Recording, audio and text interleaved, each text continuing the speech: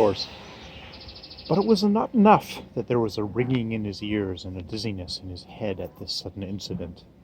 Ivan Androvitch sat petrified in his chair, as the saying is, more dead than alive. He was persuaded that his adventure had been observed on all sides, although at that moment the whole theatre began to fill with uproar and calls of encore.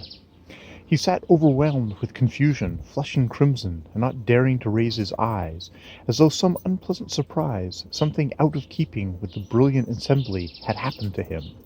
At last he ventured to lift his eyes. "Charmingly sung," he observed to a dandy sitting on his left side.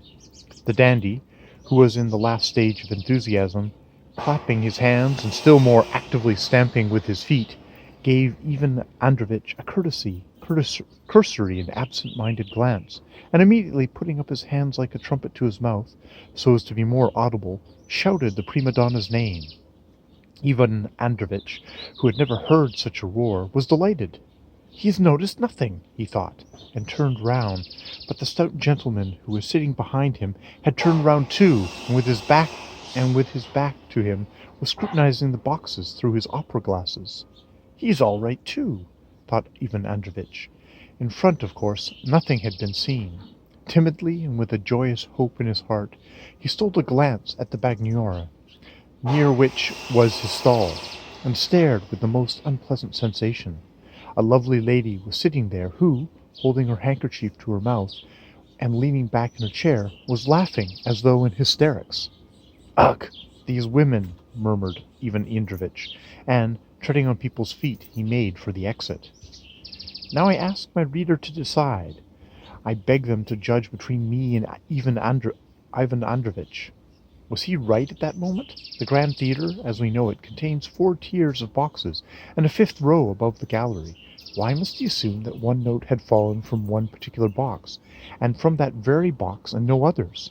Why not, for instance, from the gallery where there were often ladies too? But passion is an exception to every rule, and jealousy is the most exceptional of all passions.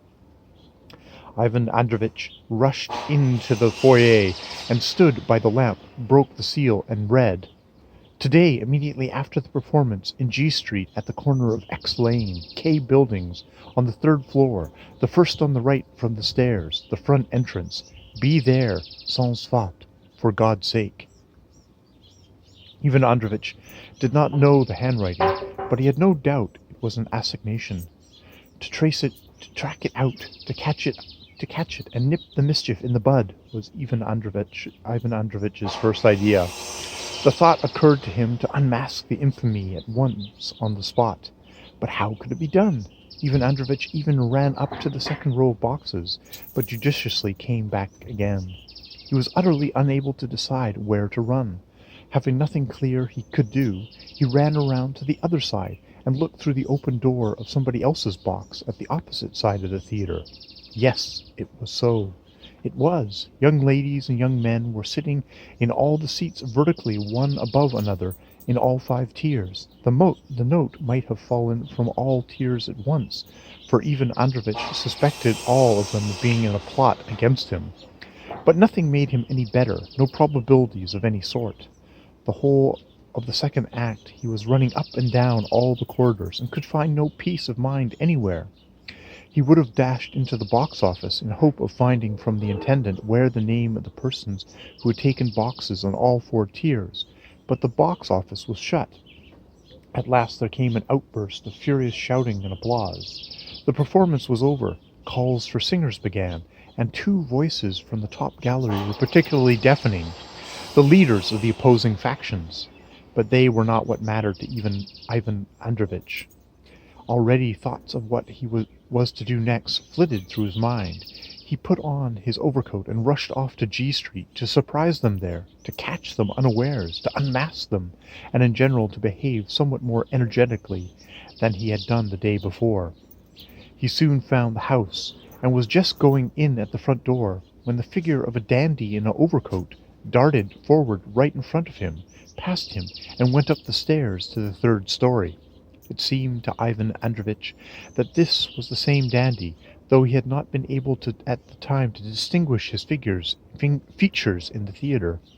His heart stood still. The dandy was 2 flights of stairs ahead of him. At last he heard a door open on the 3rd floor, and opened without the ringing of a bell, as though the visitor was expected. The young man disappeared into the flat.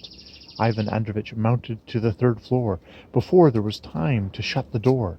He meant to stand at the door, to reflect prudently on his next step, to be rather cautious, and then to determine upon some decisive course of action.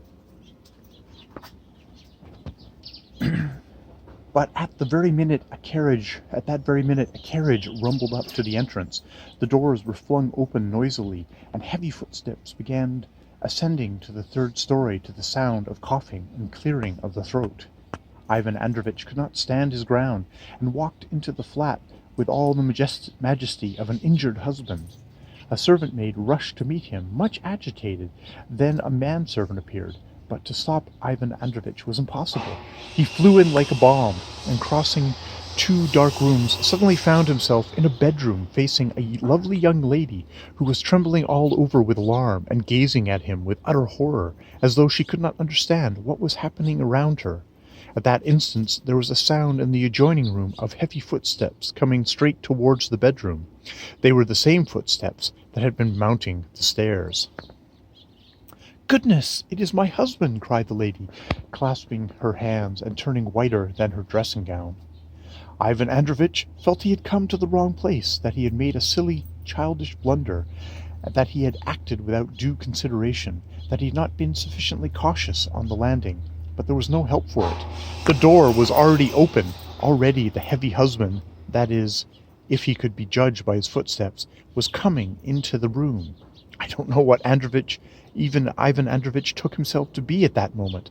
I don't know what prevented him from confronting the husband, telling him that he had made a mistake, confessing that he had unintentionally behaved in the most unseemly way, making his apologies and vanishing, not, of course, with flying colours, not, of course, with glory, but at any rate departing in an open and gentlemanly manner.